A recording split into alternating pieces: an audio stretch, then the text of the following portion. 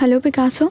सईदा तुम कहाँ पर हो? हम सब कितना परेशान है तुम्हारे लिए। मैं नहीं बता सकती, बस तुम्हारी आवाज़ सुनना चाहती थी। तुम परेशान मत हो, मैं बिल्कुल ठीक हूँ और मैं तुम्हें फिर फ़ोन करूँगी। देखो मुझे तुम्हें देखना है और तुमसे मिलना है कि तुम ठीक हो कि नहीं। मैं बता रही हूँ मैं बिल्कुल ठीक हूँ, मेरी इतनी फिक्र मत किया करो। आज मैं बहुत उदास हूँ पिकासो, इसी वजह से मेरा तुमसे बात करने का दिल चाह रहा था। देखो तुम वर्कशॉप आ जाओ अगर तुम चाहो तो, मैं तुमसे मिलना चाहता हूँ। मैं अभी नहीं आ सकती, मगर मैं तुमसे बहुत जल्द मिलूंगी। मेरा तो बस तुमसे बात करने का जी चाह रहा था तो कॉल कर ली तुम्हें। खैर छोड़ो ये सब बातें, मुझे जाना होगा, कुछ काम है मुझे। ठीक है, मैं तुम्हें कल कॉल करूंगा। तुम ठीक तो हो ना? पिकासो, इस नंबर पर कॉल मत करना, मैं अपनी दोस्त के नंबर से कॉल कर रही हूँ तुम्हें। अच्छा अब मैं फ़ोन बंद कर रही हूँ, मगर एक बात याद रखना, अगर तुमने किसी को भी बताया कि मैंने तुम्हें कॉल किया तो तुम मुझे कभी नहीं देख पाओगे। Hello hello. ये तुम छुप कर फोन पर किससे बात कर रहे हो? यार एग्जीबिशन के मामले में बात कर रहा था किसी से, एक तो मसले ही खत्म नहीं होते। खाना खा लो।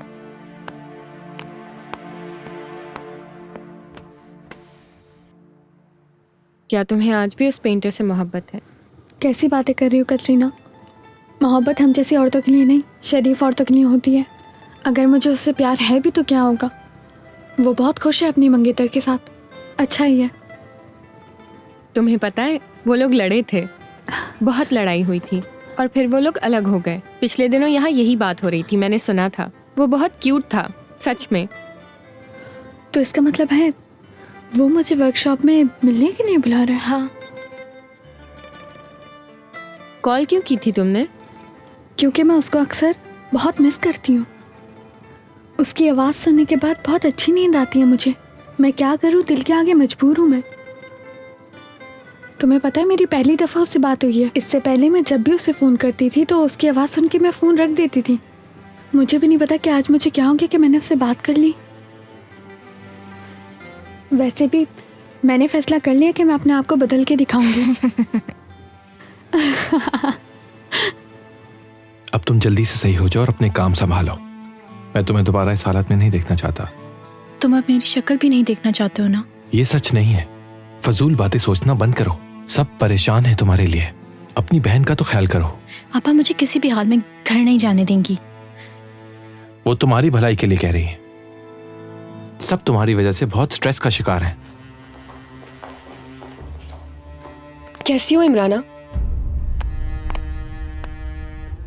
मैं ठीक हूँ, तुम कैसी हो? मैं तो ठीक हूँ। गोलियां तो तुमने खाकर पूल में छलांग लगाई थी ना? अच्छा बातें खत्म, खाने का टाइम हो गया। इमराना इधर आओ, यहाँ रखो। तुम ये खाना खाओ और फौरन सो जाओ। क्या पागल हो गई हैं? अभी तो सिर्फ 8 बज रहे हैं। आप सब लोग मुझे ऐसे क्यों ट्रीट कर रहे हैं जैसे मैं एक छोटी सी बच्ची हूँ? ऐसी बात नहीं है, तुम्हें इस वक्त आराम की जरूरत है। तुम मुझे बहुत परेशान कर रही हो, नहीं करो। आप आखिर मुझे घर क्यों नहीं जाने देती? मैं तुम्हें अकेला नहीं छोड़ सकती हूँ। मैं अकेली थोड़ी होंगी, फरात होगा मेरे साथ वहाँ पर, है ना? नहीं इमराना, अगर तुमने घर पे आराम नहीं किया तो मैं तुम्हें हॉस्पिटल ले जाऊंगा। इमराना, आई थिंक ये तुम्हारे लिए बेहतर रहेगा। मैं तो पहले ही तुम लोगों से कह रही थी कि इमराना को बहुत जल्दी घर लेकर आ गए हो। आखिर तुम क्यों ये कर रही हो? तुम्हें कोई हक नहीं पहुंचता दूसरों को परेशान करने का। तुम्हारा तो यही ख्वाब है ना कि मैं हमेशा हॉस्पिटल में ही पड़ी रहूं, मगर ये मैं पूरा नहीं होने दूंगी। इमराना प्लीज, मैं तुम्हारी बेहतरी के लिए कह रही थी कि कुछ दिन हॉस्पिटल रह कर आ जाओ, लेकिन तुम पता नहीं फजूल बातों के बारे में सोचना कब बंद करोगी। एनीवेज, डेनिस स्कैन तुम्हारा नीचे इंतजार कर रहा है और फराद तुम भी नीचे चलो, खाना ठंडा हो रहा है। और तुम ऐसी चीजों को जहन में लाना बंद कर दो, वरना फिर तुम कुछ कर बैठोगी।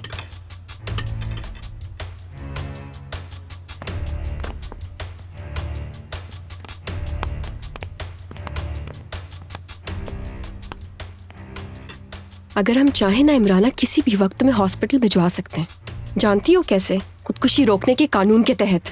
ऐसा कोई लॉ नहीं है, मैं जानती हूँ। ये कोई मुश्किल काम नहीं है मेरे लिए। मुझे तुम्हें हॉस्पिटल भिजवाने में ज्यादा वक्त नहीं लगेगा। और ये खा लो, क्योंकि तुम्हारे नखरे उठा उठा कर थक गए हम। और कितना तंग करोगी हमें? आखिर तुम अपने आप को समझते क्या हो?